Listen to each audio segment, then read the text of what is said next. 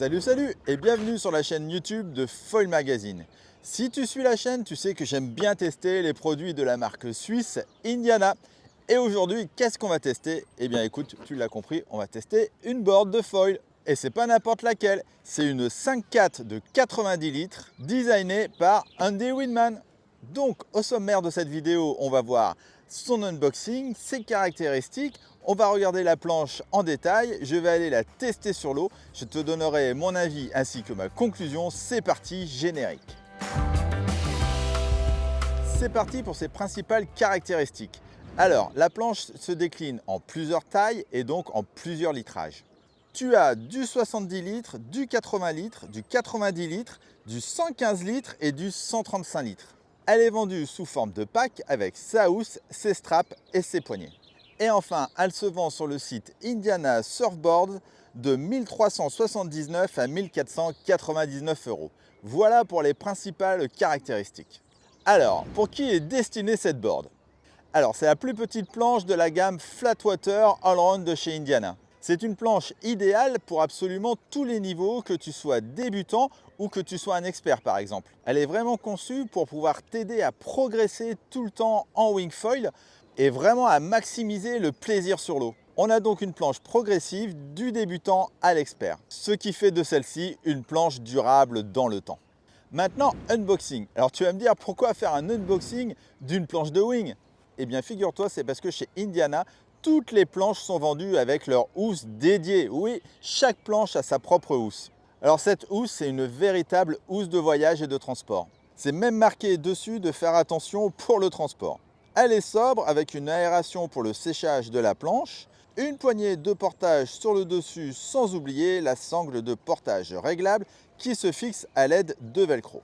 Et sur le dessus, tu as un large velcro qui te permet de transporter la planche directement avec le foil monté dessus. Enfin, la housse s'ouvre à l'aide d'une grande fermeture zippée qui permet de glisser ou retirer facilement la planche. Voilà pour l'unboxing avec la housse. Tiens, pendant que j'ai toute ton attention, si tu veux me soutenir et m'encourager à faire toujours plus de vidéos, je t'invite à liker cette vidéo et à mettre un pouce vers le haut. Cela favorisera l'algorithme YouTube qui mettra plus facilement mes vidéos en avant et qui me permettra par la même occasion de te proposer encore plus de contenu. Alors par avance, je te remercie. Regardons cette planche de wing 90 litres d'Indiana plus en détail. Pour commencer, tu as sur le dessus et à l'avant un joli logo Indiana Foil avec sa plume.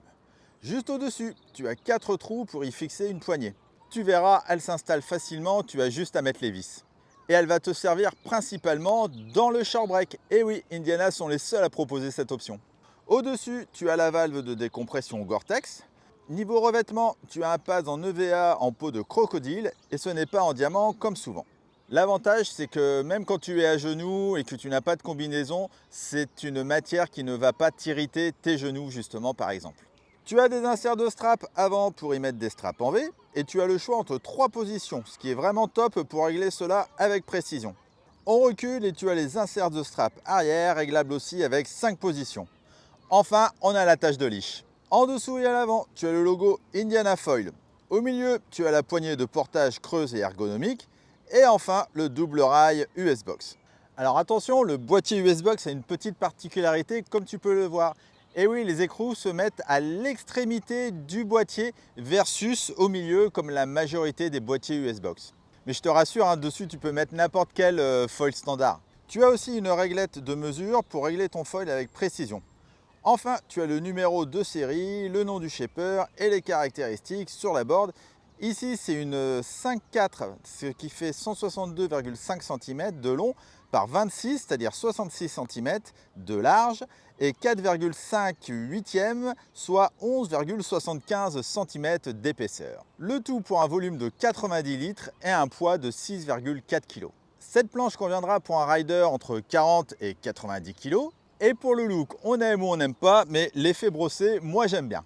En plus, avec ce blanc et ce vert, c'est une planche qu'on reconnaît facilement sur le spot. Voilà, je crois qu'on a fait le tour.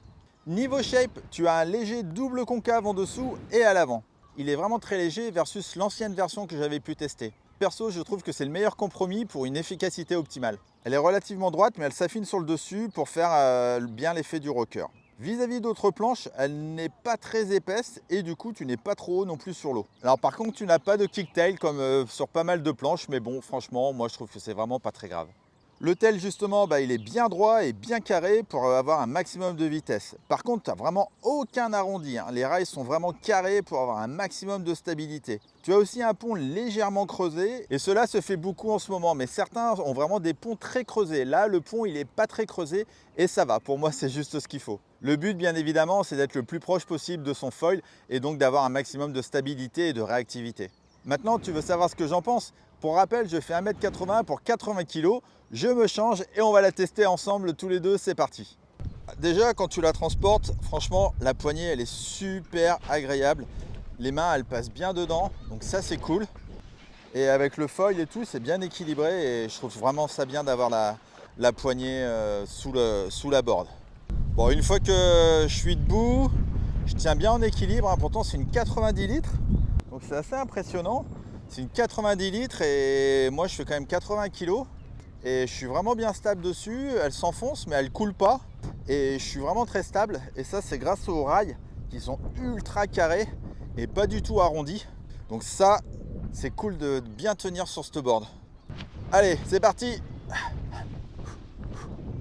Allez take off, let's go. Voilà, la planche super rigide, j'ai un très bon, je sens très bien le foil en dessous, je décolle très vite. J'ai une très bonne glisse. Bon, j'ai pas de kicktail, mais franchement, ça sert à rien là. Et mes pieds ils sont bien positionnés. J'ai pas mis les straps, mais mes pieds sont bien positionnés au niveau des straps, au niveau des inserts. Et donc, ça veut dire que la planche elle est bien équilibrée. Tout est bien mis au bon endroit. Donc, ça, c'est cool. En vol, la planche est super stable. Donc, on sent que la planche est vraiment ultra rigide. Ça réagit direct avec le foil en dessous. Au take-off, hein, on pousse vraiment pas beaucoup d'eau.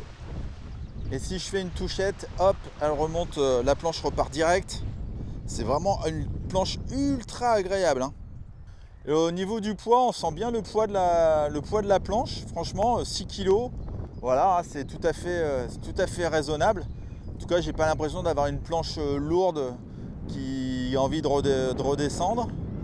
Au niveau des manœuvres, c'est quand même pas mal d'avoir ce petit concave sur le pont.